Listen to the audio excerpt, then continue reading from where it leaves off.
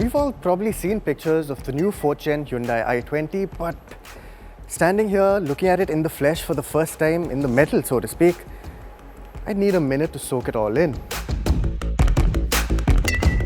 Though you can't see it, the new i20 is also lighter than before, with about 100 kilos cut from variant to variant thanks to its new K platform.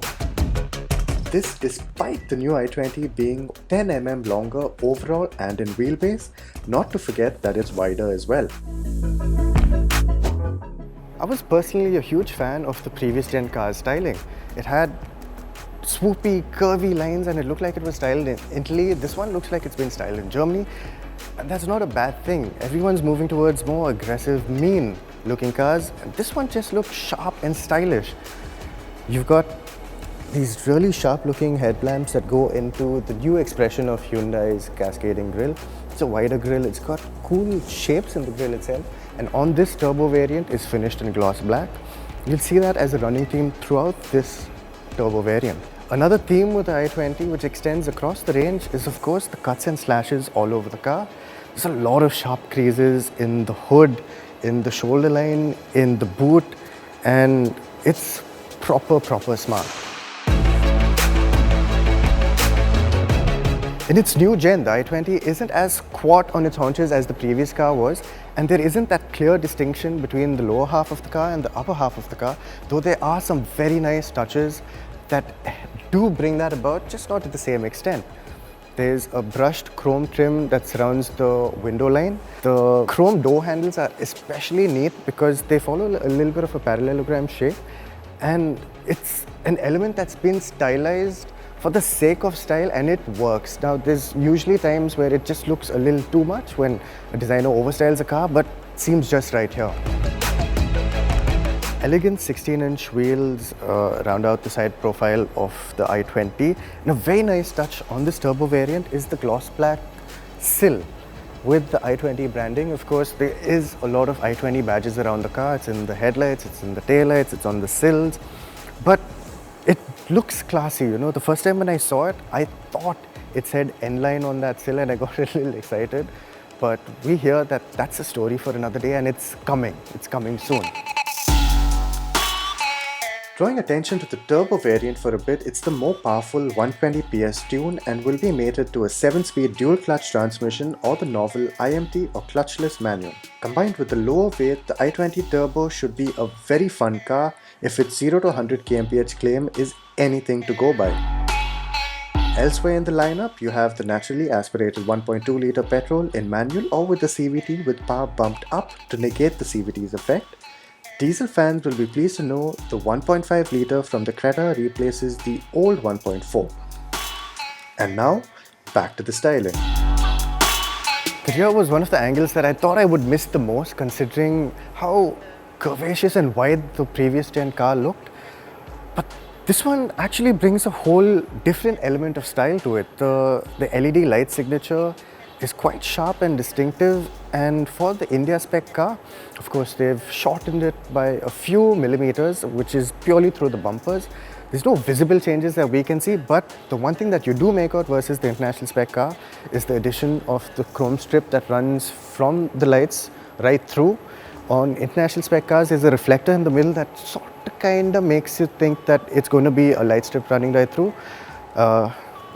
Truth be told, I think I prefer the treatment of that, but this I think is just the right amount of chrome too. Hyundai's been doing some really good work with the diffusers that they're putting on their cars, and the one on the new i20 is no exception. It's finished in gloss black on the turbo variant and it looks sharp. Do you like what Hyundai's design team has done with the new i20? What does it remind you of? Drop us a comment and don't forget to like, share and subscribe to OVERDRIVE. The interiors of the new gen i20 are a sea change from the previous model. Gone is basically everything concentrated in the center of the dashboard, and things just feel a little more spread out. Large central infotainment touchscreen, completely redesigned dashboard layout, completely redesigned interiors for that matter. New design steering wheel, quite similar to the Creta, but some nice finishing touches in the way the red and black has been coordinated on this turbo variant. You get a fully digital instrumentation screen, 3 segments, with the speedo on the left, the tachometer on the right, reverse, which I just don't get, and a central screen which I feel could have been used a little more intelligently to show you just a little more information.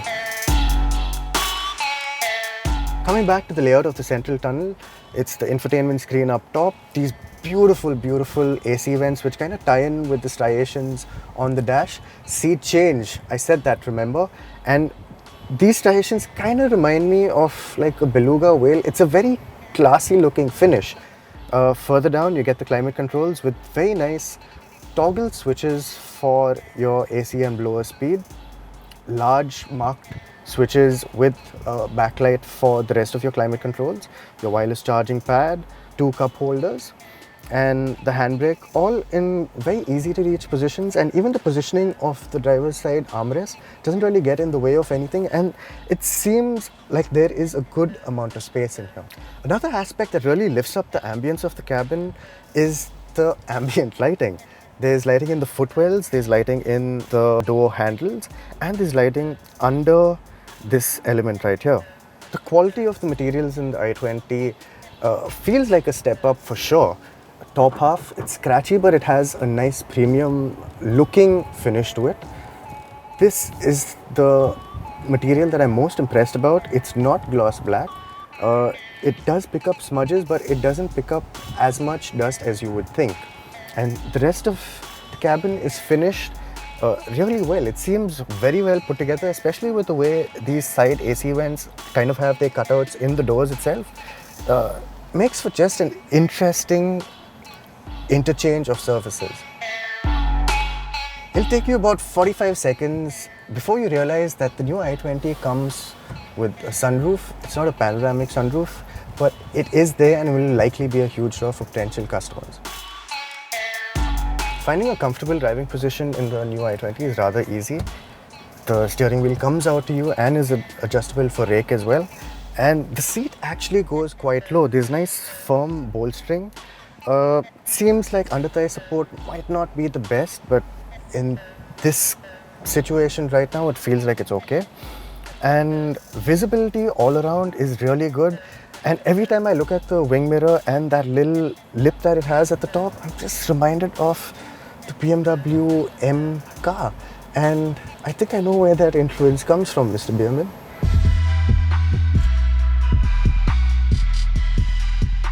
From the rear bench of the new i20, you get the feeling that you're sat a lot higher than the front row, especially with the driving seat set to my position, which is all the way down, and I'm about 5'11".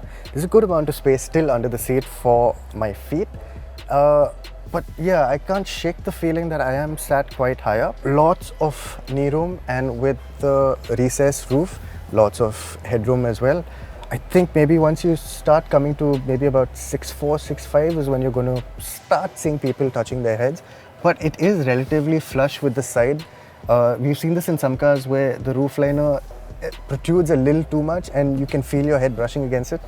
That doesn't happen here. The one thing I do wish for is that there was perhaps maybe a fabric or leatherette swath of material right down here, because you don't notice it when you're sat up front because you're not really going to be using the armrest all that much.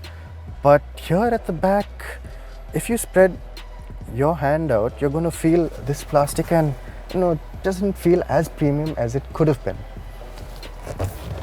There's also no cup holders in the center armrest, but we tried fitting 3 of us in here before and we weren't exactly rubbing shoulders. Of course, this new car is wider than the old one, so there is a little more shoulder room. It's a comfortable place to be.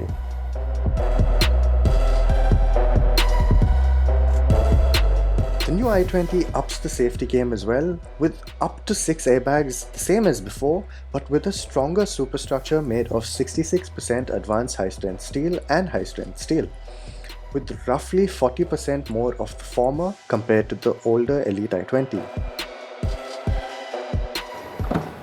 Boot space on the new car is marginally up versus the old car, but it is still marginally down compared to the segment leaders. It is a square space. The Bose subwoofer is integrated nicely into the side, and under the bottom you get a 15-inch spare wheel. Long after you've stepped out of the i20, the massive impression its classy interiors makes stays on with you. Some may find the styling to be too big a departure, but we've seen Hyundai's shock and awe tactic work very well before. And I think this is ultimately less polarizing than the Creta, and we all know what a bestseller the Creta is. Prices for the new i20 will be out by the time this video goes live, so check the description for the lowdown. Its rivals, the Maruti Suzuki Baleno, Toyota Glanza, Honda Jazz, VW Polo, and the other car vying for the most stylish in the segment, the Tata Altroz, sure do have their work cut out.